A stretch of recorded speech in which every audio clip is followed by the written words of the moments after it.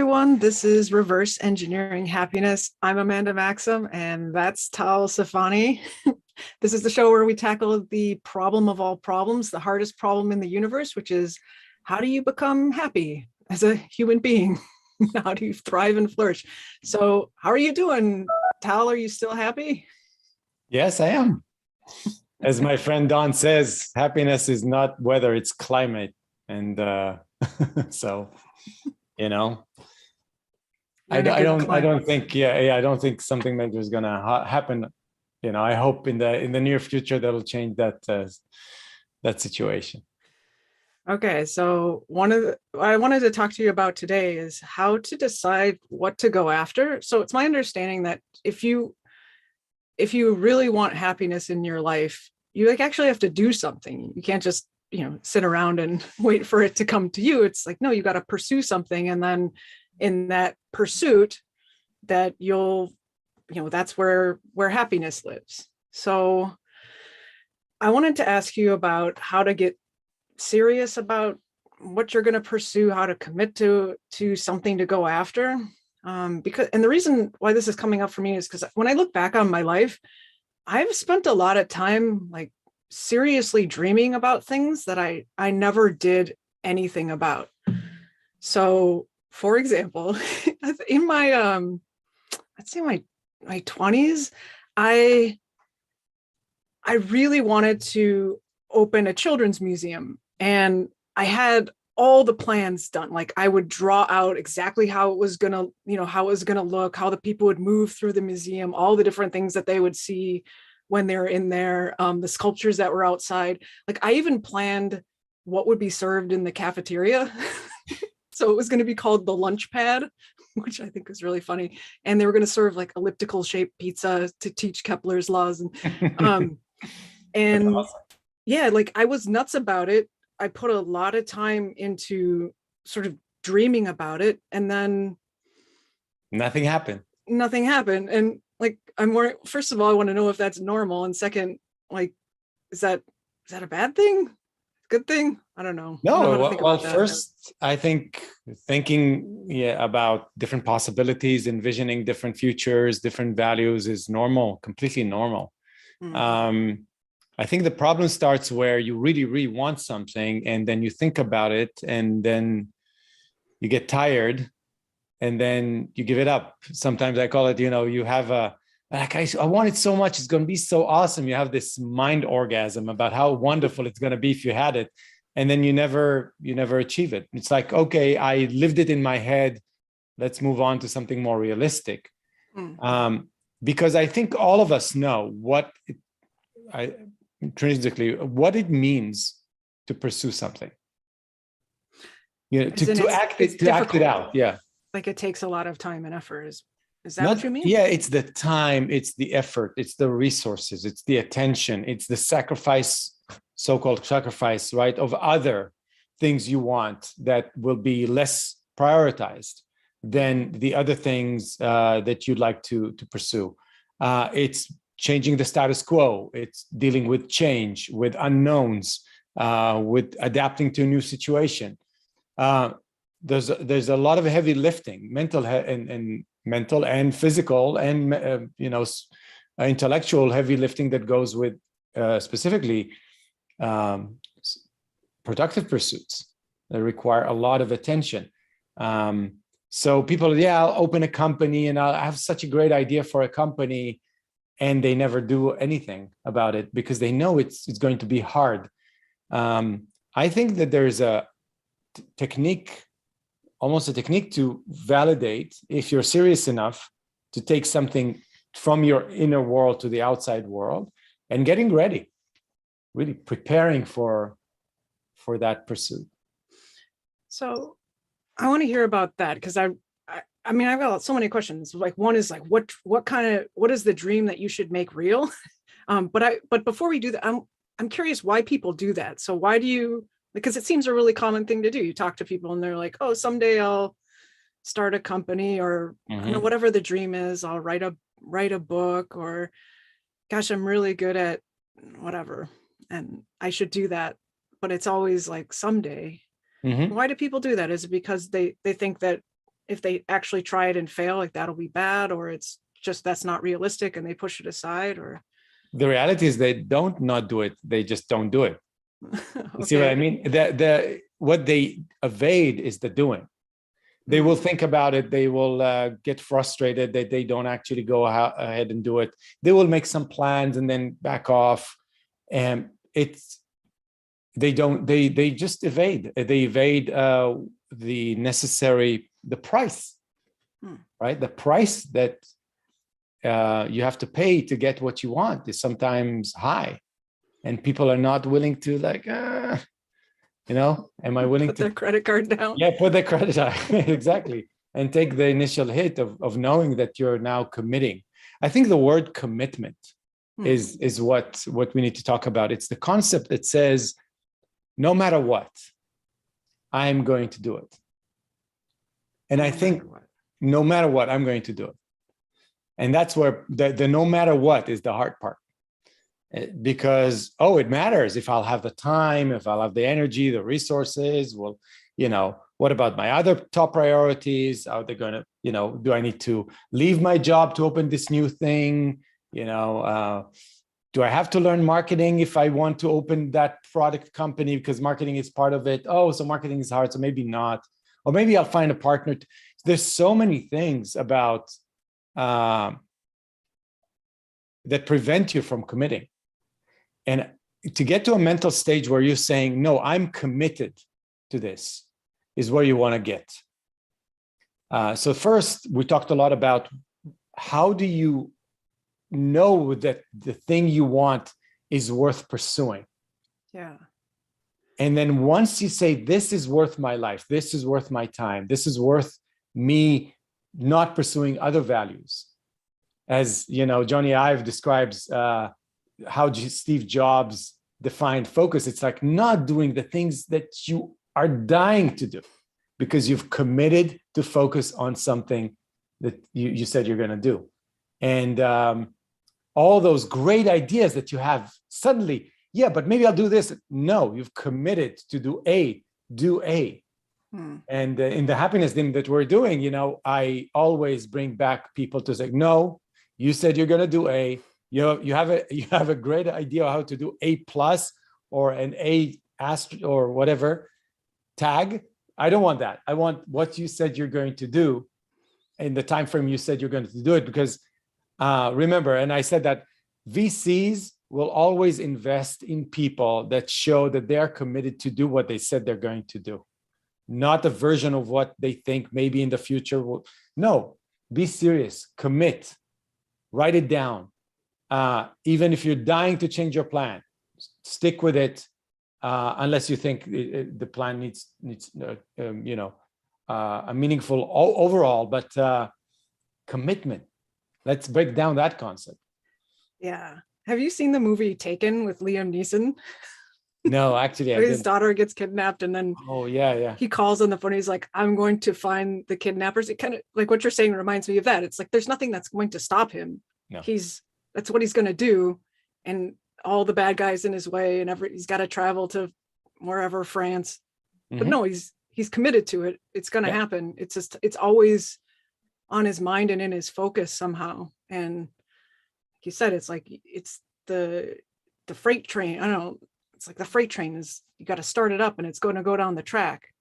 It's and I think going back to your question about why people don't pursue their goals is I don't think they prepare enough to get to the point where they're dead serious about doing it. So there are techniques like tell a lot of people you're going to do it, right? And that creates like an expectation that is like, I'm cringing because that could totally, like that could really backfire. Like if you tell a whole bunch of people that you're going to do it and then you don't do it. I think it's like a superficial, it's a superficial way of going about it. But for some people, it's a motivator.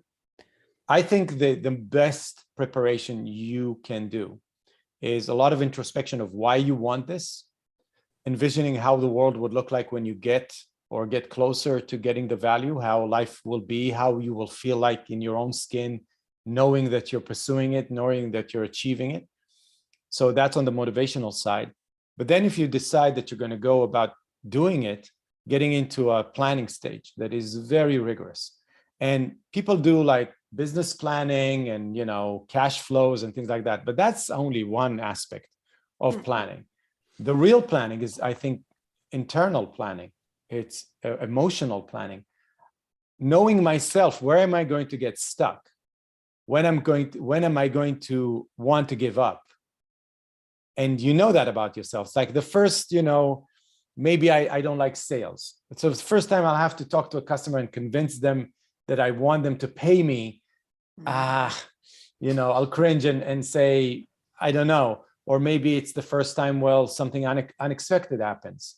Or maybe when I'll have to start recruiting and I don't know really how to recruit or where to find the people. There's so many things that are going to hit you. As I said, get ready to be surprised. And you prepare for yourself for those surprises, for those obstacles. So you do obstacle planning. What can be in my way and what is my strategy to overcome those obstacles? When you're starting to build those plans in detail, and I think you can show it later, maybe the form where you say, yes, I want it. And here are all the things that are going to be in my way, and this is how I'll overcome it. This is one thing. But then milestone planning, just breaking down a big pursuit to small little chunks and say, okay, I'm not going to worry about fundraising. I'm not going to worry about all the things that are going to be in the future. I'm going to focus for the first 3 months on building the core product. That's it, right? Forget about hiring, forget about where I'm going to be, and so on. And so breaking it down to milestones, defining what it is that you want to achieve, like small portion of that pursuit, and what needs to happen, how are you going to prepare for it, how do you know when you actually get it and ready to go to the next step. The more you do that, the more planning, the more talking, the more thinking, the more consulting with other people where you lack the knowledge, the more committed you will become. There's like an inertia or like a flywheel building inside of you that says, wow, I'm starting to invest more and more in it. And like, it's getting clearer and clearer to the point like, I'm going to do it. And it's all about inertia. When you start moving, it's easier.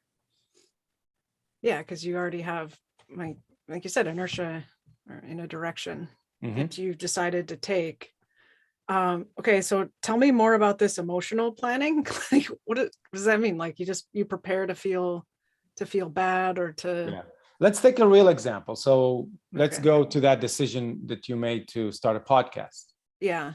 And okay, so I take you back to that point and I'll ask you, okay, Amanda, how do you usually get stuck? What triggers you? Like what? Yeah.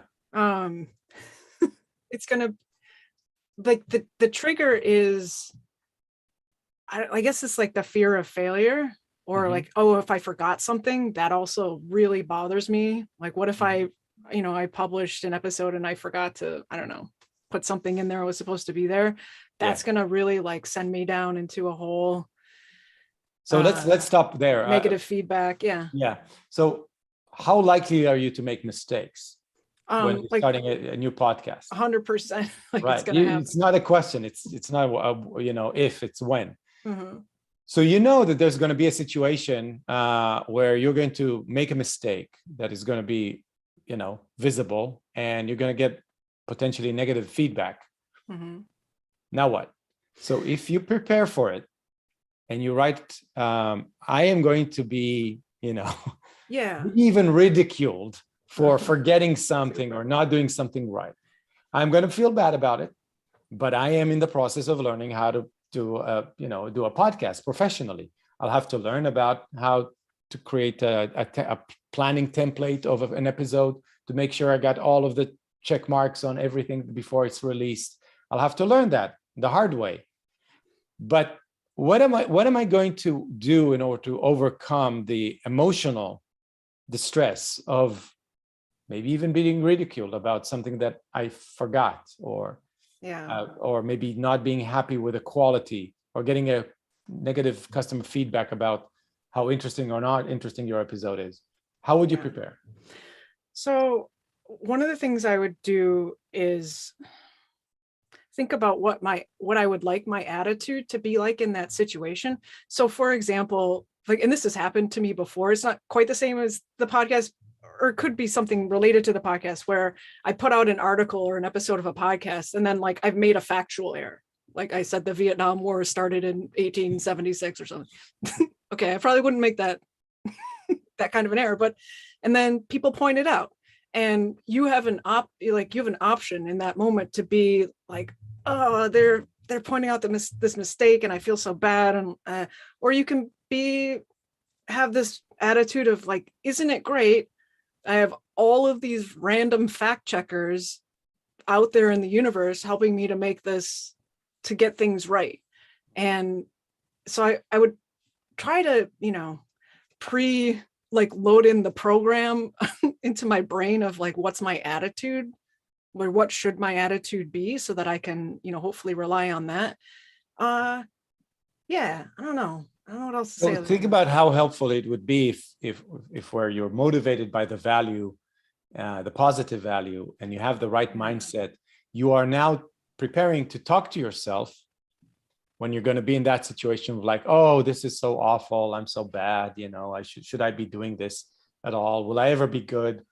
And you literally write a couple of paragraphs to say, Amanda, when you feel bad, take it out and read this, because that's the positive Amanda talking to the negative Amanda. So for me, that's a very important preparation. Maybe even more important than your, cash flow planning or pricing of your product or whatever, because it's where you're really going to get stuck. What if somebody, if your business is going to have partners and you have a disagreement, how are you going to deal with that? So there are a lot of things that you can think about ahead of time, and first avoid obstacles. Like if you know that you have a very clear vision, very unique, idiosyncratic vision of what you want, and you know that anyone else who's going to be your partner, you will run into issues of vision, then don't have a partner. Try to avoid partner, hire someone rather than bring them on as a partner, because you know those things about yourself. You're stubborn, which is great. Be stubborn. So don't set up your plan for success that fits your success, the way you do things. So you said like part of that is finding the positive value in something bad that happens. Like if I forget to fact check and then I know I'm going to feel bad about it, I just remind myself, well, wait, the reason that you feel bad is because it's important to me to get things right. Like that's the positive, is that's meaningful to me. And so it's kind of like you tell yourself, yeah, I can see why you're feeling bad. That makes sense. But here's how to move forward. Yeah. Right. That's helpful. But let's go back to the point of that I think is the main issue, and where most people are stuck, which is they never make the first step. Yeah, it's always the dream. Okay, so that's a good question. How do you know when is it time to make the dream real, or what dream to make real? Right. Why is that so hard? Seems like easy. It's like the first step. It's just one little step. There are two alternatives or two options. One is you don't want it enough. It's in your head. You want to, have a children's museum, but you're not really serious about it. I mean, you don't really want it. It's fun to think about it. It's fun to fantasize about it, but you don't really want it. There are things that you want more than build that. And maybe it's things you think you want, but it's not what's going to make you happy. And that is a very interesting topic that I see. A lot of people imagine things are going to make them happy, but it's a fantasy because it's not what's really going to make them happy. When somebody tells me, oh, I'd like to change my job to something completely different, and then I ask for proof. It's like, when did you do it? When did you spend the time needed to practice it or do something or buy the equipment and try? It's like, no, I haven't. But I have this fantasy. It's like, so you have the fantasy, but it's a fantasy. You don't really want to change your job to something completely different because it's just in your head. You're not taking any action. You haven't proved. So one option is it's not something you really want to pursue. And that's fine. Keep it in the fantasy world. Try to think, why are you fantasizing about it? Maybe there's something in it that you do want to act on. And the other option is you really, really want it, but you don't have what it takes to actually move forward. And that's I think, the much bigger problem. You mean you don't have what it takes, as in you don't have the skills, or you're not like emotionally ready? It could be anything. It could be internally, it can be externally. It can be, I don't have the self-esteem, I don't have the skill set, I don't have the self-confidence, I don't have the knowledge, the network, the experience, right? And the external things, I don't have the money, I don't have the time, I don't have what it takes, enough money in the bank to really sponsor this whole thing. It could be a variety of things. The question is, how do you prepare yourself for action? And I think I go back to my point. First is motivation. First is getting to the point to, like, I can't afford not to do it. You know, the path of least regret that Jeff Bezos talks about. Tell us again, because I don't. So you take yourself to like that. 85, 90 years old, and now you're reflecting back on your life, and you're asking yourself about this point in time. It's like, will I regret leaving my job in this big company, or will I regret more not leaving that company and starting my own business? Yeah. And then you think about it and you say, no, for sure, I will regret more not leaving the company and trying to start my own business. And then you go back to the present and you say, okay, so if you're going to regret about it, this so much when you're older, why not try it? You know, because you're even if you fail, it's still better than staying, because you're going to regret not leaving. So this is one type of mental exercise that you can do in order to convince yourself, no, I'm going to do this. This is better than what I have. This is better than the values I already own. I want a much bigger version of myself, and I'm going to go ahead and do it. Getting out of a relationship, changing places, just moving to a different country, and so on and so forth. There could be many different things. And some of them require big changes. So motivate yourself. I would do things like imagine your life when you get it over and over again, how wonderful it's going to be. Don't assume the worst, assume the best in you, because your entire subconscious is sometimes working against you. It's like trying to protect you from making that change. You need to counter and balance it by projecting the positive, talking to yourself in positive language, like, it's going to be amazing. Think about it. I'm going to move to a different place. I'm going to meet new people that I don't know exist right now. They're going to be awesome. It's going to be a better environment for me. I'm going to learn so much more. And I don't even know what I'm going to learn. I can't even imagine. So no wonder at 90, I would regret not trying it, right? So the motivation. But then again, even if you're highly motivated, do the planning, the internal and the external planning of what it'll take to move forward. So it's like you imagine how amazing it could be. And that's part of where the motivation comes from. It's like, yeah, if I don't do it, I will regret not having done it. And I know it's going to be hard, but I still have to power through it. Right. But in another way, it's like, you got to have sort of sympathy for yourself, right? It's, I understand, hey, Amanda, I know this is going to be hard for you because you've never done anything like this before. And I can tell that you're feeling a little nervous and anxious, and just trying to help yourself through that moment by thinking about it's more than just what's a on moment. The line. Yeah. It's more than a moment. No kidding. The anxiety that comes with big changes, with big commitments, and letting go of things is almost like a mourning process of, letting go of things you value, of people, of places, of jobs, money. And if you don't recognize the loss and you deal with the loss, then it's going to be very hard for you to, again, let go and focus on what's next. You're always going to be, your soul is still going to be gravitating towards like, yeah, but we lost it. And we didn't really let go. So contemplating about, yeah, I'm going to leave a relationship. It's going to hurt. All of my my memories and all the habits and the house I live in and all of I have to let them go. They're great, but I'm aiming for something better. And it's going to hurt. And it's going to be sad. And it's going to be lonely for a while.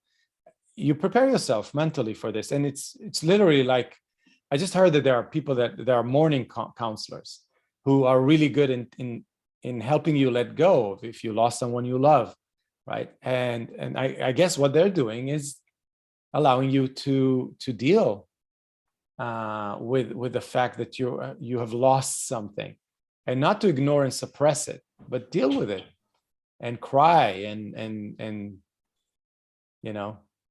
say goodbye in a proper way. So even if you're leaving a job and you're feeling anxious about it, okay, it's okay to feel anxious about it. You're leaving something you worked for before and you've studied for, and you are established and people respect you. And now you're letting all that go. And for me, I remember when I decided to leave for a startup, it felt like jumping off a cliff. Honestly, I just not just losing something, but just diving, to the unknown, while the solid ground that I just left is still there, and I'm moving further and further away from it. And I don't think I did a good job saying goodbye to it, because it was in me for months. Like, what did I do? What did I do? Would I be happier right now in my known office with people working for me, rather than in a room with one other person trying to figure out something that we have no idea how to solve? Yeah. When I left my my professor job, like, I went through a period of grief over it. And I looked up on the internet, which was really helpful. Sometimes the internet's not super helpful, but the internet said that people, like, you think people can only grieve over, like, if somebody dies or something really big happens, but no, it's not true. People grieve, like, you can be in for a like a process of grief over lots of different things. Yes. And Yeah. I found those, like, the process of going through something like that really helpful, because it's right. You're honoring what was, but you're also thinking of what the future is going to be like and how you can move forward. So. Yeah, and I'll say again, the concept of gain versus the gap. It's always like, yeah, but the gap, I'm not there, and it's not working as I planned, and things are unexpected things happen all the time, and it's harder than I thought. That's a lot of the reasons why people start and then stop, because they start feeling the friction, and they need to adapt to new environments and new habits. And it's hard and it's demanding. And so they step back and they lose their commitment. So another thing that I would challenge people to plan is how to maintain commitment. And that, for me, it's always projecting the positive. It's motivating myself over and over again about what's the possible, because as you move forward, the horizon becomes clearer and you can see further. And new opportunities arise, but also new risks arise, right? That you did not expect. So doing all that thinking, being introspective enough to understand and appreciate where you are, looking backwards and saying, but I made progress, and as I think it was last Sunday, we had a workshop. Every company starts with a first customer. Yeah. Just one. And it's a huge achievement to acquire your first customer, and then the second, and then the first one leaves, and it's really, really hard because they say, oh, your product is not good enough, and you're devastated. And then the second one leaves, and it's like, oh my God, I'm never going to make it. But then the third one shows up. So all that up and down, you have to be able to withstand the ups and the downs, and not to be crushed when you're down, and not to be too euphoric when you're up, because sometimes, like, you aim for things that are just impossible to achieve. Yeah, that's why, like, when I go into a restaurant and you see hanging on the wall the first dollar that they ever made. Yeah. You ever seen that? Yeah, it's kind of the same thing, right? My brother, he saved the first dollar that he ever made. He had it framed on his wall too, and I thought that was always really cool about him, that he was looking forward. You could say, like, oh, it's just $1, and it, like, who starts with just $1, but everybody does, right? And Yeah. it's like something to be really excited about versus something to feel like I only have one customer or $1 and that's all I've got so far. It's actually so really exciting. And then one of the things of rationalizing is projecting, thinking that I want to open a company and then I'm going to have a company. And you forget that there's a gap between where you are and that. And because in other people's stories, they show up and they have a company. You know, as they say, behind every overnight success, there's 7 years of hard work. So, yeah. There's a lot of hard work, and you need to appreciate that happiness is the hard work and the ups and downs. If it was just a walk in the park, it wouldn't be worth it. All right. So give me more about, so one thing is like, I want to be careful about what it is that I decide to do, because like you're saying, it takes a lot of work and a lot of effort. And I want to make sure that it's really something that I want, because I've spent years of my life pursuing things that like, and really going all in and being really serious about pursuing things that in the end weren't really what I wanted. And that really sucks.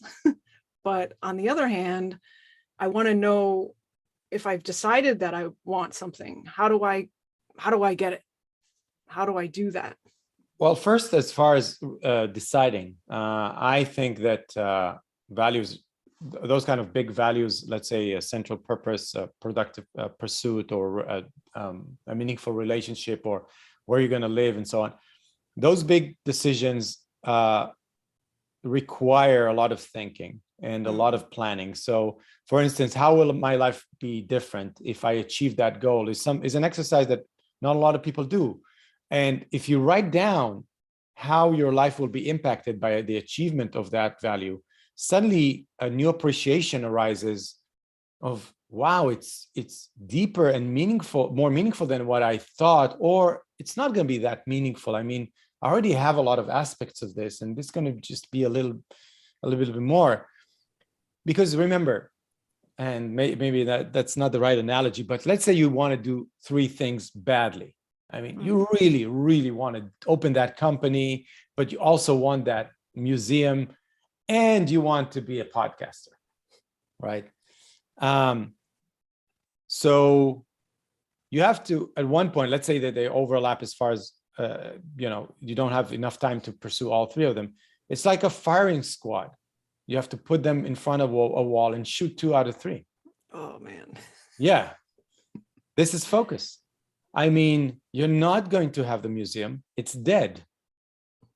Yeah. You're not going to do the other thing you wanted to do, the open a company or whatever. It's not going to happen. Forget it. You are now committed to be, I don't know, to do your podcast 100% of the time. That's it. Well, that's what focus means. You're going to give it everything you got, because you've convinced yourself that thing that you chose to do with your limited time is the most meaningful one. It's going to add the most meaning to your life. Remember that. More in the other 2 for a while, but be rigorous, be focused, be serious, and be committed. That's what, for me, that's what commitment means. You know, it's a big word, commitment. It's tested when things are, it's like focus. It's tested.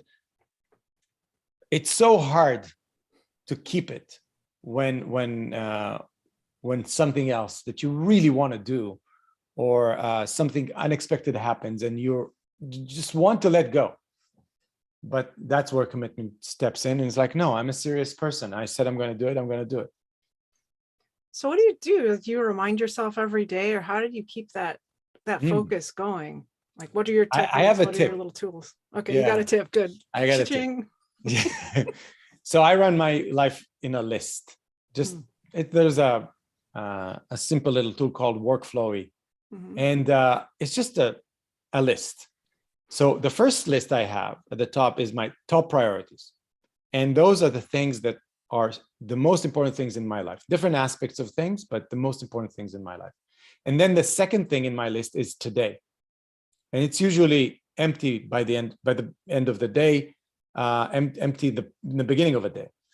And then there's tomorrow, And then there's like parking lot and all of the other things. So when I decide on what I'm going to work on, either in the night before the day, or sometimes I do it early in the morning, I first read the first list. I remind myself, those are the things that are top priority. And it has to be something extreme for me to allow something to come from tomorrow, the tomorrow list, to the today list, that it's not aligned to one of my top values. I first move things from the tomorrow list to the today list that are 100% connected to what I need, what I said are my top priorities. And that's commitment. And there are things in the tomorrow list that I'm dying to do. There's such great ideas. I want to do it. It's going to be a wonderful project, but not now. Not now. And it's painful. It's painful. And when I'm not committed and those things sip into my calendar and I let people and I'm going to take the call, and, you know, they want to talk to me right now, so I'll take it. And it's such a great idea. Why not just check what it's going to be like doing it while I'm doing it? All those things just cut into your time. And I think the most important aspect is that subconsciously, you know, if you're serious or not. Oh, so you mean like you have an idea of how serious you actually are because you can't lie to yourself, that kind of thing? You know what's going on in your mind.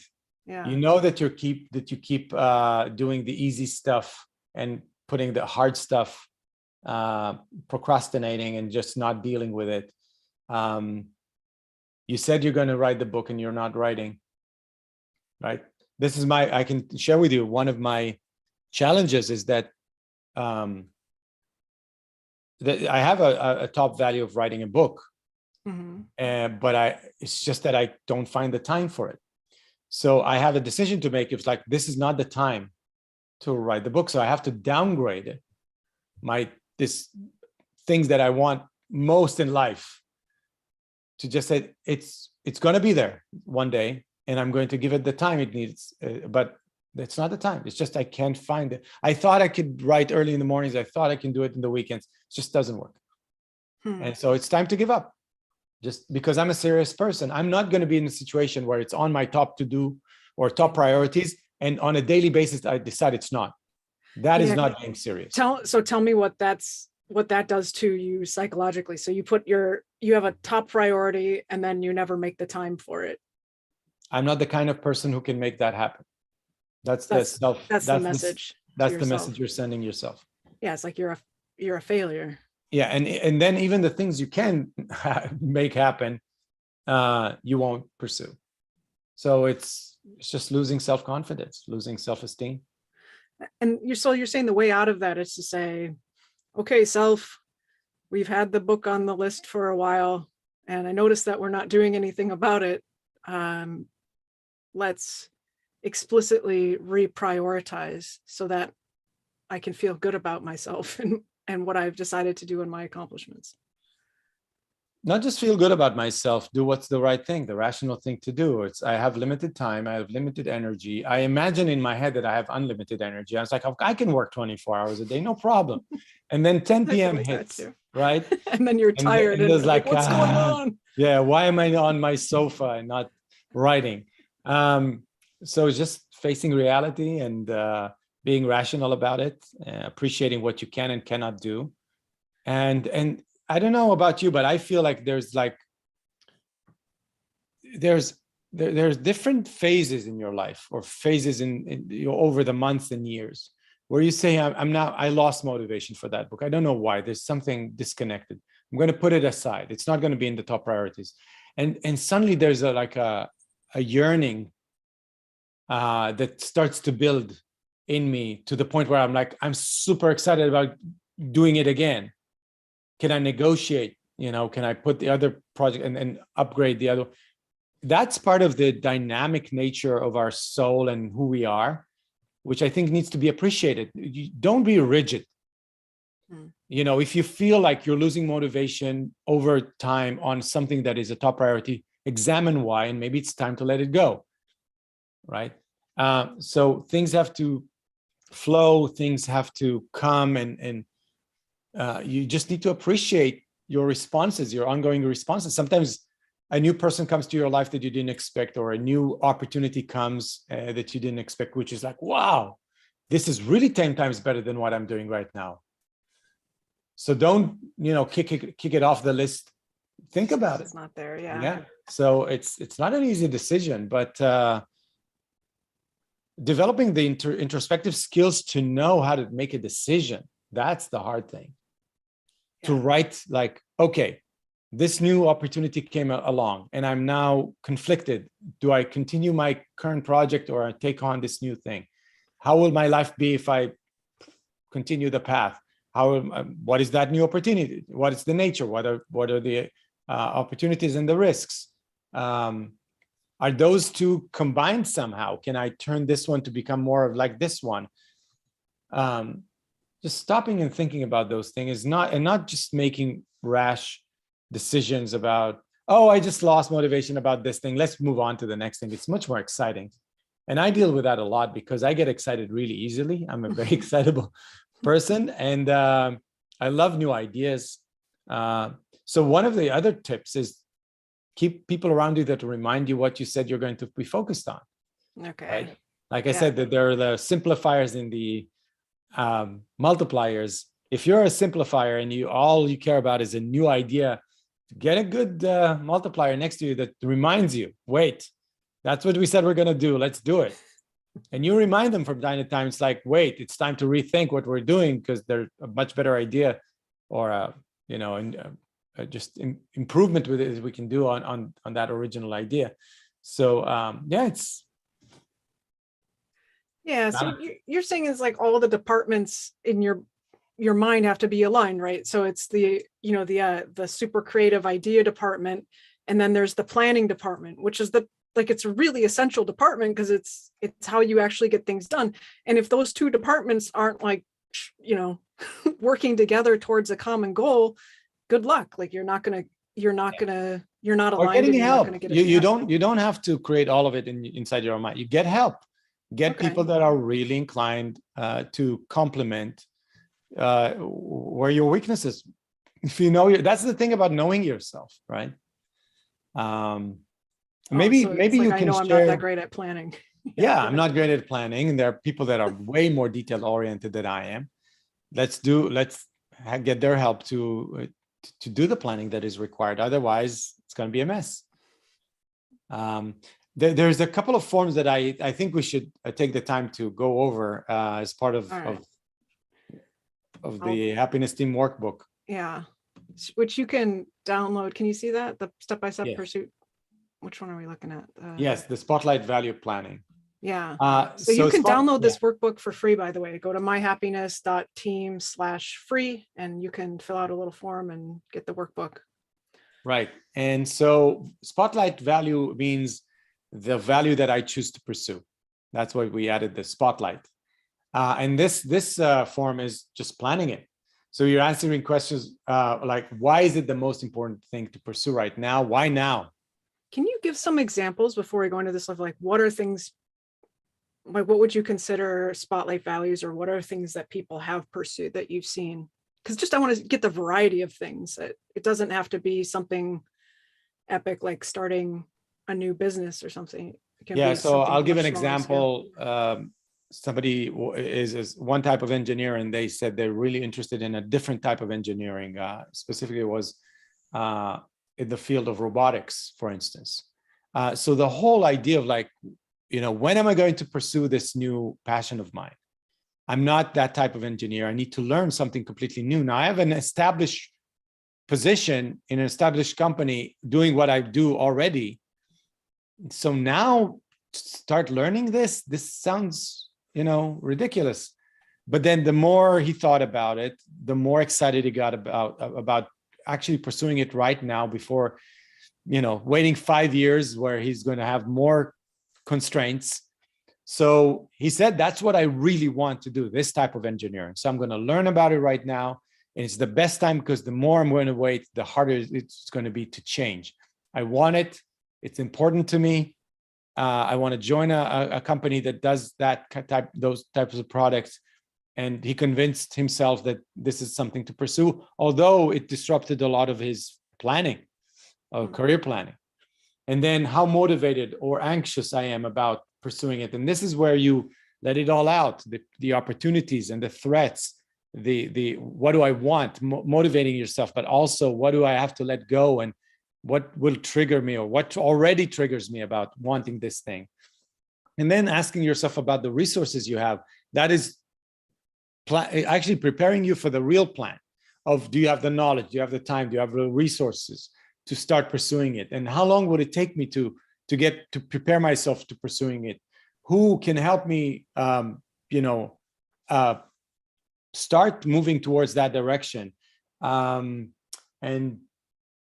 what do I need to do? I need to learn something new. I need to save money. I need to rearrange my life priorities. What needs to happen for me to be able to pursue that? And the second part of this, which I think is underestimated, is how well, and I think what's underestimated is how well you can project or forecast your obstacles.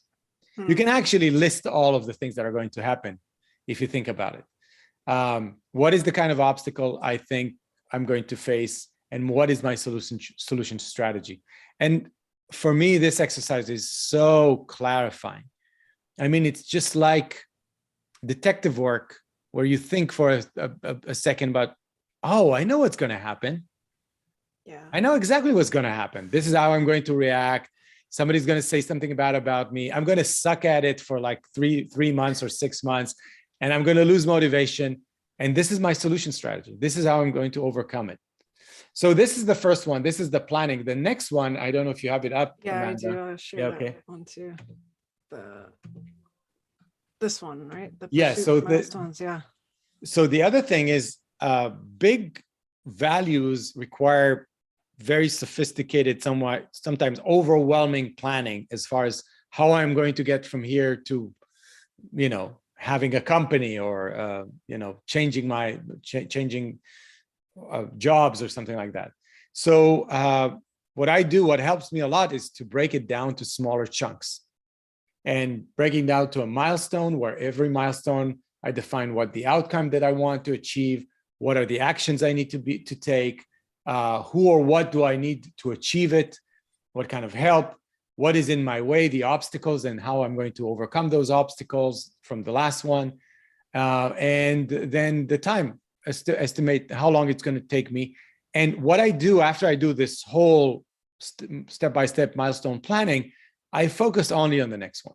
I ignore all the complexities and all the dependencies that are coming. I'm just focusing on this milestone and making sure that I achieve what I wanted to achieve in the estimated time frame. And that's because if you're like the Hobbit and you're leaving the Shire, like that's the first step. It's like, leave the Shire. How long will this take me? I don't know, a day. But then it's because you're not really like, you think you know what's going to come next. Like, you'll have to go through the fire swamp. Sorry to mix movies, but it's that you don't necessarily know what's going to come next, and so you want to be I don't know, agile, I guess is the word. Yeah, agile and prepared. And when something unexpected happens, it's much easier to fit it into or change the plan when you have this level of planning, versus that, I'm going to do it, and I have an overall plan. So breaking down to more and more details as much as you can, and prepare, just prepare. And that is what's going to help you to stay committed. Yeah.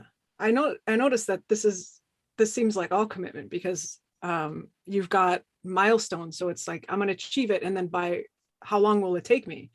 Yeah. And that's commitment too. It's that I'm planning to do it in 2 weeks or. Yeah. And that happens all the time in the happiness team, where people say, I'm going to do this by next week. And sometimes they do much more than that, which is great. But in many, it's like, I didn't have the time. I didn't find the time. I'm going to do it by next week. And this is where, an accountability team is really effective. It's like, no, we don't accept that. You said you're going to do it. Please do it. So by next week, you're going to do what you said you're going to do this week, plus what you said you're going to do next week. And so that's what it means to stay committed. Now, people are very good when they're told what to do by other people. They feel committed because my manager said I need to do it by Wednesday. I'm going to do it by Wednesday. It's much harder when you tell yourself, I'm going to do it by Wednesday. And you know, you will forgive yourself if you don't do it by Wednesday. So you don't do it by Wednesday. And I would say it needs to be the opposite. Who's more important, you or the manager? Me. So take yourself seriously. Yeah. And I guess you're also, I mean, it is hard to tell your manager, I didn't get the work done on time, but it should also almost be worse to tell yourself that. Exactly. And that's what it means to have high self-esteem and what I said about the self-talk. Yeah, I think you can stop the sharing. Okay. I think this is where the self-talk is very important. I take myself very seriously. I mean, if I give my word to someone that I'm going to do something, I do my best, my utmost best not to forget. And so every time I'll say to someone in a conference, like I'll call you, I will immediately take my phone out and put it on my list. So I don't forget to call him because I said I'm going to call. And it's how serious you are about your commitments to yourself. Do you take yourself seriously? Yeah, it's like the words came out of your mouth and that's the plan. Yeah, but not just because you said it to somebody else. It's, you want something. Yeah. Right? You can spend another week, another month, maybe another year. Yeah, I'm going to write that book someday.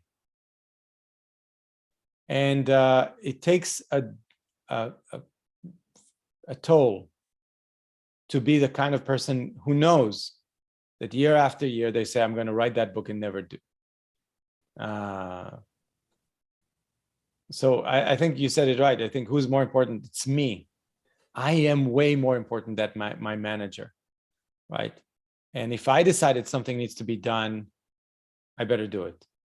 Or I'll pay a dear price because it's not just the manager. It's I need to live with myself 24 hours a day. Managers come and go. Yeah. Well, speaking of coming and going, we're about out of time. Okay. But I want to acknowledge the super chat. We have Mary Aline. Thank you for being here again. Every time, Mary Aline. Thank you so much. And then Kamitja Bishchek. And she asked, Mr. Tal, is it true that you were a programmer? Is that true? I used to be. Yeah, I majored in computer science and I developed for a little while, but then I decided it's not the thing I enjoy most. So I moved on to managerial roles in tech. Cool. And Marilyn again says, 'tis better to have loved and lost than never to have loved at all. Of course. It's good. I would take that every time. Yeah.